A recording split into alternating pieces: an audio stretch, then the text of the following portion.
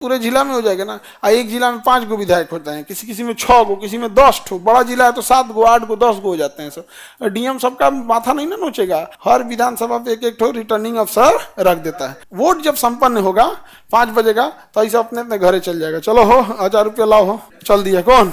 Polling agent. इन लोग का तो ये सब काम नहीं है। अब काम आ गया पोलिंग अफसर। ये जो टीचर लोग थे, ईवीएम को समेटेंगे, उसे लॉक करेंगे, सील करेंगे। सील एक बार अगर खोलिएगा ना तो क्रैक हो जाएगा, अब दोबारा बंद नहीं होगा। इसका जो लॉक होता है, सील मोहर होता है, एक बार अगर आपने उसको बंद कर दिया तो दोबारा खोलेंगे तो टूट जाएगा। वो टूटना नहीं चाहिए। वोटिंग के दिन मीडिया को दिखाया जाता है कि टूटा नहीं है। और मीडिया के अलावा जो भी चुनाव में खड़े हैं लोग, पक्ष विपक्ष, उस समय तो किसी को पता नहीं रहता जीतेगा कौन, दोनों के वहां पे दिखाया जाता है कि देखिए हैं। तो सील पैक करके पोलिंग अफसर अपने अपने स्कूल कमरे से एक जगह ईवीएम को इकट्ठा करके किसे दे देते हैं?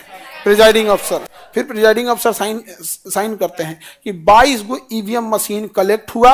ईवीएम नंबर 15 इस टीचर ने दिया, ईवीएम नंबर 16 इन्होंने दिया, ईवीएम नंबर इतना, बकायदा। ये नहीं कि इतना आ गया कौन किसका दिया, नहीं, ये टूट गया तो तुम जिम्मेदार है इसमें से। समझ में आ गया कि नहीं आ गया? सारा रिकॉर्ड तैयार हो जाएगा। और वो किसके, कौन रिकॉर्ड तैयार कर पूरा फाइल बनाएगा? हाँ, प्रिजाइडिंग अफसर। प्रिसाइडिंग अफसर। अब प्रिसाइडिंग ऑफिसर गन्ना विभाग या कहीं कहीं से आया है, तुरंत फोन करेगा पुलिस एसपी को, तुरंत पुलिस थाना को कि हमें क्या दिया जाए, अतिरिक्त बल दिया जाए। तो आगे को पुलिस की गाड़ी, पीछे आई बैठ के पूरा गोदाम इसको लेके, अब पूरा सायरन बजाते हुए निकल निकल निकल, कहाँ जाएगा? रिटर्निंग अफसर। रिटर्निंग अफसर के पास आएगा। अब रिटर्निंग अफसर के पास तो अलग अलग पोलिंग बूथ से आ रहा है। पोलिंग बूथ इंचार्ज कौन है? प्रिजाइडिंग अफसर। वो उधर से लाया, इधर से लाया, इधर से, जैसे जैसे लाते जाएगा लिखेगा इतना बज के इतना मिनट पे गाड़ी नंबर इतना, पुलिस स्कॉट इतना के साथ साथ ये इतना बॉक्स हमें ईवीएम का प्राप्त हुआ। तब तक इधर से आएगा, इधर से आएगा। रिटर्निंग अफसर के पास ढेरे ईवीएम जमा हो जाएगा। रिटर्निंग अफसर के पास बहुत ईवीएम जमा हो जाएगा रिटर्निंग अफसर के पास। तो रिटर्निंग अफसर, अच्छा एक जिला में एक तो रिटर्निंग अफसर है नहीं, रिटर्निंग अफसर तो बहुत ज्यादा है, बहुत सारे क्या है रिटर्निंग अफसर। खटाखट शाम होते होते रिटर्निंग अफसर के पास बहुत सारा क्या लग जाएगा? ईवीएम। क्या लग जाएगा? ईवीएम। जब सारा ईवीएम लग जाएगा तो डिस्ट्रिक्ट मजिस्ट्रेट का अनाउंस करेंगे इस सारे ईवीएम को मेरे पास लाया जाए। अब अलग अलग एरिया से डिस्ट्रिक्ट मजिस्ट्रेट के पास ये रिटर्निंग अफसर ईवीएम लेके पहुंचना चालू करेंगे। अब डीएम पहले से तैयारी रहेंगे चारों ओर से। अब उसके बाद से पूरा ईवीएम किसके अंडर में आ गया? डीएम साहब के अंडर में आ गया। तो डीएम कहाँ रखेंगे इसको? स्टोरेज रूम, कहीं ना कहीं गोदाम में रखेंगे। तो देखेंगे कहाँ इसको रखा जाए। तो किसी कॉलेज स्कूल सरकारी रहेगा, बढ़िया कॉलेज रहना चाहिए, मजबूती वगैरह का व्यवस्था रहना चाहिए। तो उस कॉलेज में वो क्या करेंगे? रखवा देंगे। इससे कॉलेज है, ये यहाँ पे बिल्डिंग है कॉलेज की, ये कॉलेज की बिल्डिंग है। तो इसमें पहले से हर एक कमरे में सीसीटीवी कैमरा रहेगा। और जैसे इसमें ईवीएम रखना है ना, इसमें ईवीएम रख दिया तो इसमें कंप्लीट 24 घंटा सीसीटीवी कैमरा रहेगा। 24 घंटा क्या रहेगा? CCTV camera. सीसीटीवी कैमरा के बिना ये नहीं रह सकता। इसको कहा जाएगा स्ट्रांग रूम। क्या कहा जाएगा? Strong room. इसके पूरे बाहर में पुलिस की सिक्योरिटी रहेगी। पूरे क्या रहेगी? पुलिस की सिक्योरिटी। सीआरपीएफ वाले, पैरामिलिट्री क्या रहेगी? क्या रहेगी वो? पैरामिलिट्री। कौन रहेगा? पैरामिलिट्री। इसके चारों ओर क्या रहेगी? पैरामिलिट्री। देखते हैं आते हैं लोग सीआरपीएफ वाले बंदूक लेके, पुलिस नहीं रहती हो, पैरामिलिट्री रहेगी। इसके बाहर रहेगी पुलिस। इसके बाहर कौन रहेगी? पुलिस बाहर रहेगी। पुलिस को अंदर नहीं जाने देगा सभी। पैरामिलिट्री वाला पुलिस को अंदर नहीं जाने, चल चल बाहर बाहर बाहर। इलेक्शन के बाद आप उड़िएगा, अभी अंदर हैं। समझा क्या कि नहीं? पूरा का पूरा क्या रहेगा? Strong room. और डीएम साहब कहते हैं कि तुमको अगर भरोसा नहीं है तो हम एगो इन्हें कमरा बनवा देते हैं, यहाँ पर, यहाँ एगो रेस्ट रूम बनवा देते हैं। जो जो लोगों का इसमें वोट है आके यहीं रहो लोग यहीं 1 हफ्ता 10 दिन जितना दिन रहना है। अपना किसी आदमी को ले आओ, यहीं रहो लोग, देखते रहो कि कोई अंदर तो नहीं जा रहा है। पूरा सीसीटीवी कैमरा रहेगा। कोई अंदर गया तो उसको रजिस्टर पे लिखना पड़ेगा कौन अधिकारी था, कितने बजे एंट्री किया, कितने बजे निकला, क्यों गया। अंदर तो जाने ही नहीं देगा किसी को। समझा गया? पूरी स्ट्रांग रूम रहेगी। जिस दिन इलेक्शन के रिजल्ट का टाइम आएगा, डिस्ट्रिक्ट मजिस्ट्रेट आएंगे और सबके सामने इसका गेट को ओपन करेंगे और मीडिया जाएगी अंदर। सबके सामने ईवीएम निकाला जाएगा और दिखाया जाएगा कि देखिए सब कुछ क्या है, सील में बंद है। अब खोला जाए, ईवीएम की काउंटिंग किया जाए और जितने लोग चुनाव में खड़े हैं सब लोग देखते रहेंगे। ईवीएम की काउंटिंग चालू, इसके बाद काम शुरू हुआ 20 कन्याओं का। नमस्कार, आप देख रहे हैं सबसे पहले न्यूज। अभी आपको बता दे, पटना से आगे चल रहे हैं खटमल छाप। अभी ताजा खबर आ रही है, मुजफ्फरपुर से गधा छाप निकल चुके हैं। नहीं समझ में आ गया, धाए धाए यहाँ पे तले को दौड़ल आएगी। यहाँ पे आपको अभी अभी अपडेट दे, कफन छाप जीत चुका है। मार दिन भर पगले ले रहेगा सब, दिन भर पगलाया रहेगा सब। वहां पे उन सबको क्या जाता है, यहाँ पे वो काम किसका चालू हो गया, 20 कन्याओं का। इलेक्शन जब तक खत्म नहीं हो जाए। अच्छा, इलेक्शन कमीशन को बदनाम करने वाले मीडिया वाले हैं। मीडिया वाले कहते हैं हमारे सूत्रों से पता चला है कि फलाना आदमी जीत रहे हैं, इन्हें जीत रहे हैं, इतने वोटों से जीत रहे हैं, इतने वोटों। भाई तुमने 1 महीना से जब चिल्लाए हो ये आदमी जीत रहे हैं, ये आदमी जीत रहे हैं, ये आदमी जीत रहे हैं, तो आम पब्लिक और वह व्यक्ति भी इस बात की आस लगा देता है कि वो जीत रहा है। और इनकेस ईवीएम में जब वो हार जाता है ना, तो तुमने 1 महीना से उसका और पब्लिक के दिमाग में भर दिए थे कि यह व्यक्ति जीतेगा, और जब हार जाता है तो सवाल उठाता है ईवीएम ही गड़बड़ है। समझाया? तुम कौन होता है रे बोलने वाला कि किसका ईवीएम से कौन जीतेगा कौन हारेगा? ये निर्वाचन आयोग नहीं बता सकता है 1 दिन पहले तक। जिसके पास पूरी पूरा वोट मशीन पड़ा हुआ है डीएम, उसको नहीं पता कि अंदर कितना है। तो ये सारा नौटंकी कौन किया? मीडिया वाले। यहाँ पे किसी का ध्यान ही नहीं जा रहा है ये सब चीज की ओर। नहीं समझे? हाँ, ईवीएम हैक बोलता है तो कैसे पता चला कि मतलब हल्ला कर दिया यहाँ पर, किसी को दिक्कत?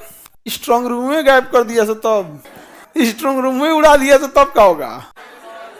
हाँ,